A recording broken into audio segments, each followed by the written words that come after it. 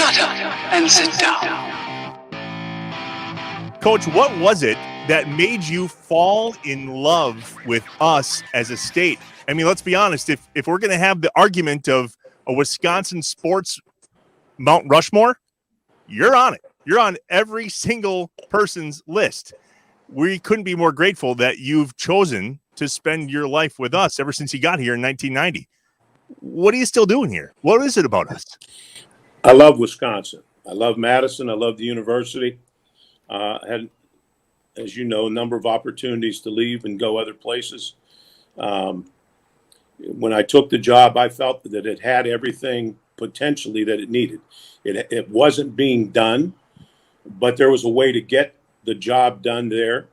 And the first thing that had to be done was keep your best athletes in the state. And I use the term build a wall around the state and keep the best athletes in. I had already committed the top 2 football players to come to Notre Dame with me. I felt I knew the passion, particularly for football. The people in Wisconsin love their football, whether it be the Packers or the Badgers. And I never wanted to compete with the Packers.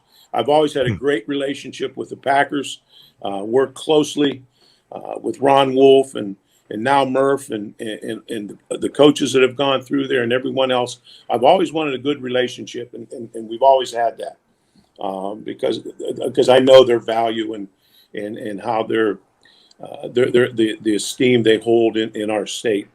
But I love the fact that we have one Division I university that plays football in the state, and I just felt if we did things right that we can compete at a very high level.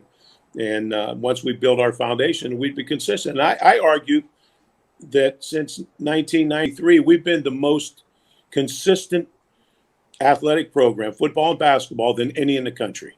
Amen. As far as going to NCAA basketball tournaments and bowl games. And we haven't had many dips. And you look at some of the programs, the brand names around the country, and every once they've had a dip. Ohio State, Michigan, Oklahoma, Penn State, Southern Cal, Texas. They've all had their dips along the way, and we haven't had that. And so we know who we are, and I think that's important. We build our program on hard work and doing things the right way. Our coaches understand that, and that's built within our program. And you watch our teams play. I never forget Joe Paterno telling me, I watch your teams play. You could really be proud of how those guys, how they compete. That meant a lot to me. I grew up with Paterno. I told him he was so damn old. I was little when I started watching him coach. And but that made me feel good. He said, all your teams play. They play with great pride. They're proud of their uniforms, and that meant a lot to me. And I sell that to our players and to freshmen when they come in. I talk to them about that. I've got to tell you guys this story because this is interesting. Hub Arkush, Pro Football Weekly, used to work with us. And, this is, I don't know, we're 88, 89, somewhere around there. We used to pick up, especially for the Green Bay game, we would drive up with Hub, and Hub and I would drive up. We lived close to each other in the northern suburbs of Chicago. So we'd drive up. But, when Dick was working with us, we'd stop at O'Hare and pick him up. He gets in from L.A. around midday. We pick him up. We drive up to Green Bay. So we're driving into Green Bay one time, and we're talking and kind of reminiscing about football and that type of thing. And Butkus looks over at the stadium, and he says, I could have played here. I would have loved to have played. And Hub Arkush, the quintessential Bear fan, all of his life, I mean, he almost drove off the road. He dropped his feet. He couldn't believe what Dick Butkus was saying, that he could have played for the Packers. Could you imagine, though? He was recruited to Illinois. You know who recruited him? Probably Nitschke. Ray Nitschke. Yeah. Chicago kids. And Nitschke recruited Butkus to Illinois. And then Jim Grabowski and Butkus were the stars of that Illinois team that went to the Rose Bowl in the mid-1960s. And Jim became a running back for the Packers, Chicago kid also. So, I mean, it was interesting to hear Butkus say, I could have played, because what he was all about was football. His point was, all I cared about was playing football. I didn't care about being in a big city. I didn't care about speaking engagements and radio and TV shows or commercials or any of that. I just wanted to play football. And Green Bay, he felt, would have been the quintessential market to play football. Wow. To know that people in places are proud of you feels really good. And I also know at some point the ball is going to stop bouncing, and to have people, even on your worst day, come up to you and say how much you and your teammates meant to them, and how they, grew up watching us, or went through long, cold winter nights watching our teams, and or they remind me about something, a game I had, whether I was a pro or in high school. It's super cool to see people reflecting on something I was able to do. And sometimes you take it for granted, but now as I'm getting older, I'm realizing how much, how cool that is. And I also, to go on top of that, I can take a picture, say I'm in Texas or something, and I take a picture with someone when they mention like, oh, I'm from, I don't know, Stoughton, or hey, I'm from Green Bay, or I'm from La Crosse, then you're like, oh my gosh. And you start talking and about that. And just, I don't know, finding somebody from, Wisconsin, from your home state, in a different place is really fun, and it's really cool. And it's a weird little fraternity that we have. We kind of nod our cap to each other, like, oh, you're from that part of the state. Like, we all, there's no beef, there's no rivalry. We just are one, and that's a pretty cool thing that we have. Well, so we had an enjoyment, I guess you would call it, for Carlo Rossi, and we were also musical gentlemen by nature. So what we did was we would finish the bottles of Carlo Rossi and then take them to the basement. Well, first we would fill them with a little bit of water, and then took them to the basement because we wanted to develop this big chimes thing, And the problem is when you fill a bunch of Carlo Rossi bottles, and I mean a bunch, I mean like over 100, with different levels of water, and you get the tune or whatever, but they're sitting down there for months and months and months. Well, sometimes that water spills, and sometimes it's actually a very conducive environment for mosquitoes. So then when you have a mosquito outbreak in your home and you just can't figure out where they're coming from, and then when you take everybody down for the weekly chimes event in the basement, and everybody comes up looking like they just got the chicken pox, well, they did something wrong. So yeah, that was interesting. We learned a lot about breeding habitats that year. So that was fun. So you had a jug band, essentially. It was a jug band. I thought it was pretty creative, to be honest with you. Kelly and Kowski and Vershaw, that group. I mean, look, the quick funny story, the year before, these guys, 99, were in the tournament. They were down in Charlotte, and they were playing, Southeast Missouri State, just called Missouri State now. Steve Alford was coaching.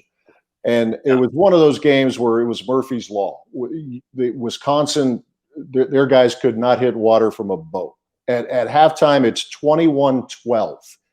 They're behind.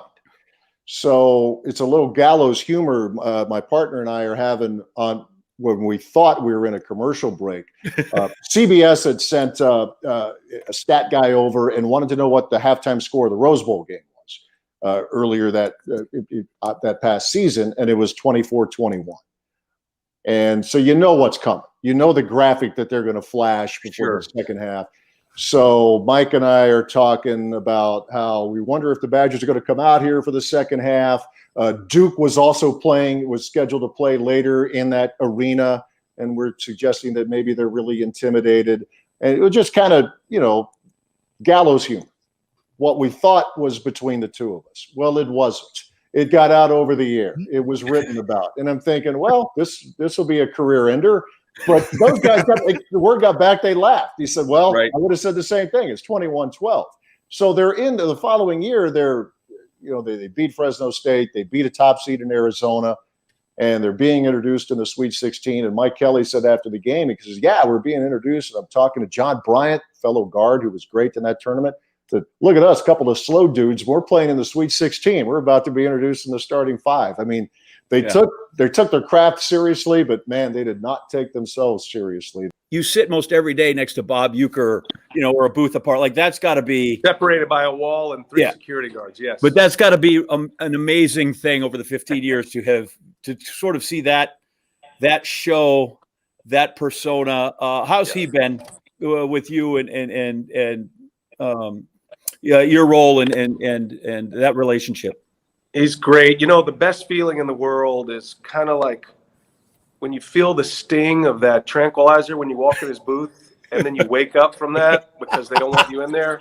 That's a great, like Sure. when you come back to consciousness A after freshness. they've already taken you out because you're not supposed to be there. That's a great feeling. Uke's been awesome.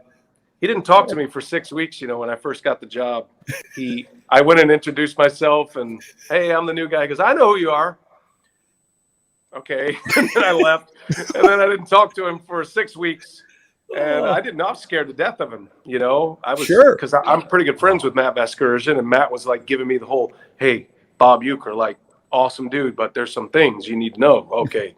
And at that time, Bob, like the stalker was a real thing. She was kind of popping up everywhere, and they were very concerned about that individual. So I was, anyway, he didn't talk to me for 6 weeks. So we go out. We were in Miami, and I walked past him on the bus, and he goes, hey, you're a golfer. I said, yeah. He goes, we're playing golf tomorrow. You want to play golf tomorrow? I said, sure. He goes, can you get us set up somewhere? I said, sure. So I called That would be great. all night, like feverishly calling all my friends. You know anybody in Miami? Bob Francesco happened to be the head pro at this place, and we went and played. And Uecker, the first 9 holes, I get detailed on the story because it totally changed our relationship. But the first 9 holes, he told me everything, context for everything. It was unbelievable for 9 holes. And then we get turned to the back 9. He goes, we're playing the head pro and the club champion at this golf club. And he goes, you know, I think we can take these guys. Because I was playing pretty good back then. I'd come from Golf Channel. I was like a 2 handicap. He goes, I think we can take these guys. So he's like, before I can even say sure, he goes, hey, we're going to take you 2 on. The old guy and the young guy. We're taking you 2 on. So we played them, and I played the 9 holes of my life. I was like 2 under. Wow. And we beat him. And thank God we beat him, because Bob then immediately, like, the next day, hey, BA, he can play. And we were best friends, you know. What is it about Wisconsin and the weather and just it seems so hit or miss sometimes? And I'm not throwing you under the bus, I promise. Well, I mean, there's a couple things here. We're forecasting the future. That's the first thing, right? I mean, there's financial people. They're terrible. And they don't get half the bad rap that we do. We can get our forecasts right within a couple degrees for 20 days in a row, and you don't even know about it. But you miss the forecast by 1 hour from somebody expecting it to be dry, or let's say you forecast 5 inches of snow and you get 3 or you get 7 and you're blown out of the water. It's just a difficult climate to forecast for. Yeah, agreed 100%. We can be right 30 times in a row. It's the one time you're wrong. It's the only thing that people remember. It's amazing to me that you still get the emails and the phone calls and the social media. I wish my job would allow me to be wrong as much as you are. I wish I was right only 50% of the time and still not. You go back in the Milwaukee Bill Carlson days, back in the 50s and the 60s, he forecasted 2 days. Sometimes he might get out to 3. That was it. So people remember that. Oh, that Bill Carlson, he was always right. That Albert the Alley Cat, man, that thing was never wrong. What was Ted Thompson's favorite thing about working for the Green Bay Packers and living here in Wisconsin? I know he was here in De Pere where I live. Because let's be honest, he didn't tell us any of those things. No, Ted loved this place. He loved he loved, I think, this organization and the players more than he ever let on. He just was not that. He was not someone who wore things on his sleeve or was very. He didn't communicate those things all the time. But he loved the Green Bay Packers. He loved this building. He loved the people in it. I think it would take people about 3 years before they felt they could even approach him sometimes, just because of the way he was. But once you kind of were one of his guys, that was going to last a long time. And the thing, I learned so many things from him from a scouting perspective and just from, all different walks of life. But the thing that I never left him around all of us was the fact that it was about the players. It was about those guys on the field. And I don't think we've ever lost sight of that. It's that's the most important thing here. It's always been that way. And him being a former player himself, playing 10 years in the league, I think that was something that he always would preach to us once you kind of got into his inner circle. I had a few beers. How about that with Andre the Giant? He's 7'7", and I was introduced to him by the owner of a sports place, really nice place for food. I'm serious. It was Lindell's Athletics Saloon, if you will. And he introduced me to him because I stopped in here to get a burger on the way to Tiger Stadium. And then he says, "Oh, let's have a beer." I said, "I got to go to work."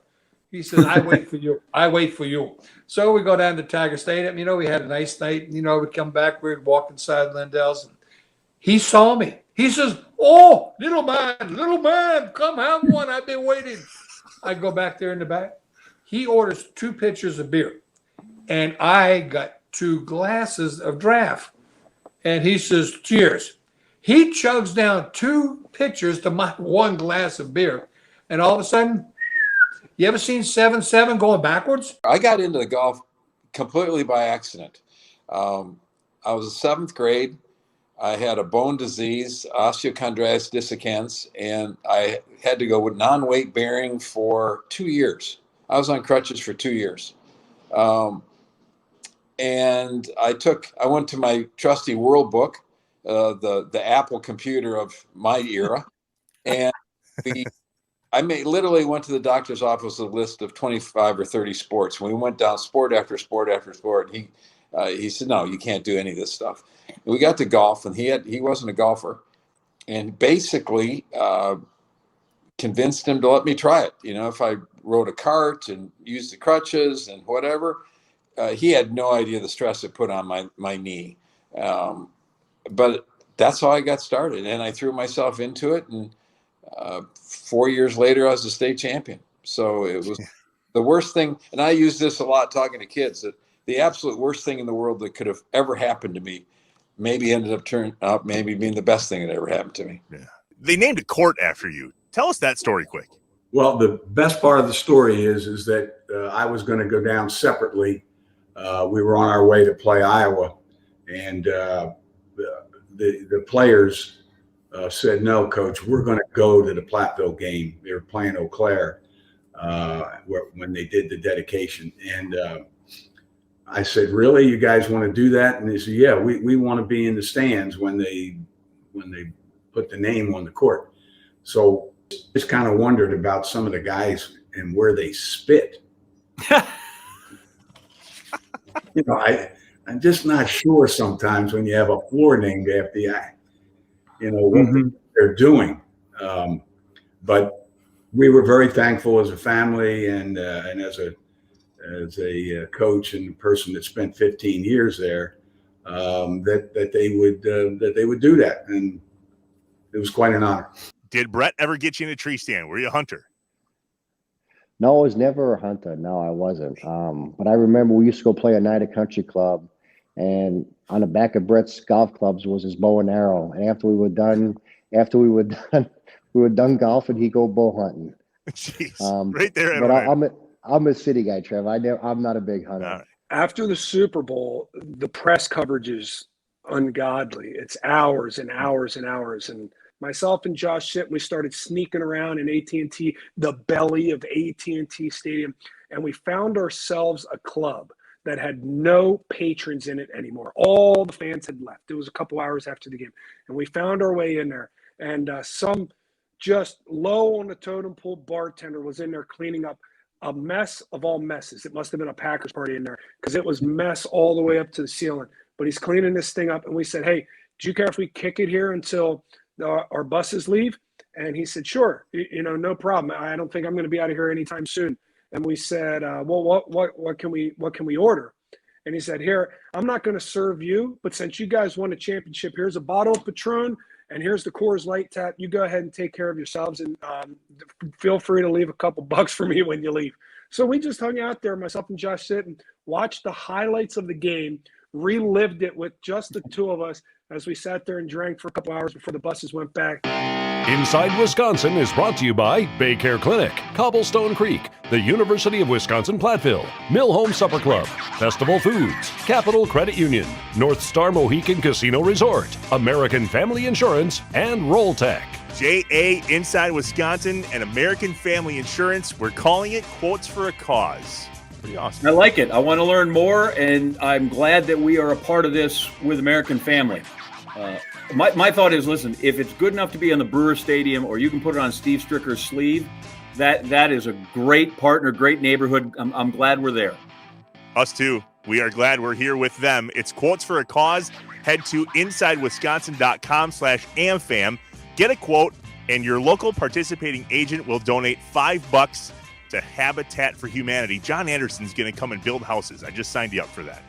Listen, my dad, Collins Custom Basement, for years, donated a basement to Habitat Humanity every year. That he went out and did that in the Green Bay, Brown County area. So I can't think of a better partner, and I can't think of a better cause, especially in and around the holidays, right? Gosh, if you can get somebody home for a holiday and get them in and get them shelter and put that Christmas tree up or have that Thanksgiving dinner, whatever it is, boy, that'd be special. And we are lucky that we get the chance to be a part of it. InsideWisconsin.com/AmFam. It's Quotes for a Cause. Go and work with your local American Family Insurance agent. Go there now. Insure carefully. Dream fearlessly with American Family Insurance.